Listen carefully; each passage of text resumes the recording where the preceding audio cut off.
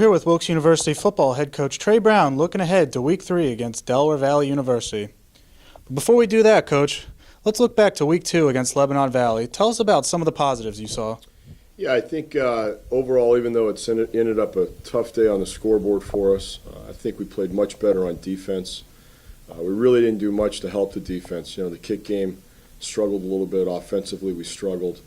Kind of lost our way from an emotional standpoint, I think, when the quarterback went down. So I was pleased with the defense, and as usual, I was pleased with us competing all the way to the end on a tough day. Now, Coach, you mentioned quarterback getting injured. Freshman Wade Ripon forced into action after 2 plays. Tell us about what you saw, positives. Yeah, I thought, that's a tough situation to jump into, as a freshman, first of all, and then as the number 2 quarterback. Usually your reps throughout the week, you may get 20 to 25% of the reps. The starter gets 75 to 80% of the reps usually, at least for us. So for him to get thrown in on, I think it was the 4th or 5th play of the game, I think is extremely difficult. I thought he did a nice job settling in a little bit as the game went on.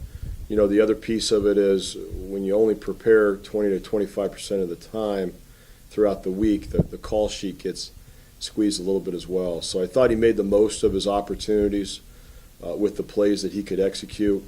I was pleased to see that he became more comfortable as the game went on. Wade's here for the right reasons. He's going to have a good career here. You hope that freshmen don't have to play sometimes quite as early as they do, but he's got no choice, and he had to step in, and I think he'll get better as we move forward. Mm-hmm. Now, senior defensive back Jacob Brooke is tied for the MAC lead in tackles. What have you seen from him as he makes a conversion from running back to defensive back? Yeah, I think the switch over for Jake, I'm really not that surprised with where he's ended up now. That's kind of the reason that we did it. We thought he was a versatile guy on both offense and the kick game. We thought defensively we wanted a little bit more stability, on the back end, and we thought, why don't we give it a shot? So we went ahead and did it in the spring. The problem with the spring is you have no pads on, so you can't really tell, how he's doing. And then you come back, you get into camp, and there's some certain things throughout camp that when you're playing a new position like he was, I think it takes some time to kind of settle into just the spacing back there and the angles and some of those things that are important. Plus, there's calls that are being made that greatly change kind of your responsibility as well. So what Jake's doing now, I think, is what we had all hoped he would do. And hopefully as we move forward and he continues to become more comfortable, in that role, in that setting, he keeps giving us the kind of production that he gave us last Saturday. Yep. Now looking ahead to Week 3, the Colonels face off against Delaware Valley University. What have we seen in Del Val's game film, and what are we preparing for? Well, they're obviously very big. They've got a lot of great size. They can run very well. Very physical. I think they may be the 12th ranked team in the country right now. Really good tailback. They've got a quarterback that's a pretty special player. Big up front, a ton of speed on the outside. So we've got to be able to hang in there on the line of scrimmage. I think that's a good place to start. Try to slow them down a little bit. We've got to be much more opportunistic with the turnover situation. So A, we can't turn the ball over like we did last week, and B, we've got to have the ability to force some more turnovers. And really, hopefully, allow a young quarterback who's a freshman to settle in a little bit and give us some opportunities to move the ball and put some pressure on them on the scoreboard. So I'm hoping we can do all that. I'm hoping we play better than we did last week and put a little bit of pressure on them on a Friday night and see how our kids respond and go from there. Now, Coach, 2 years ago, we upset the Aggies on a Friday night when they were ranked. What do we need to do this week to make that happen again?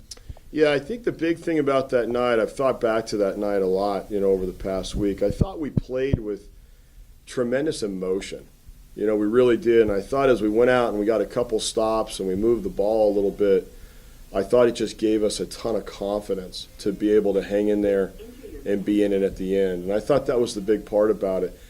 We didn't have a ton of production from a yardage standpoint. We ended up making one more play than they made at the end. We caught a screen pass and ended up winning the game 12-7. Defense did a great job. I think they were on the 20 or so at the end of the game and had 4 plays from the 20. So it wasn't one of those,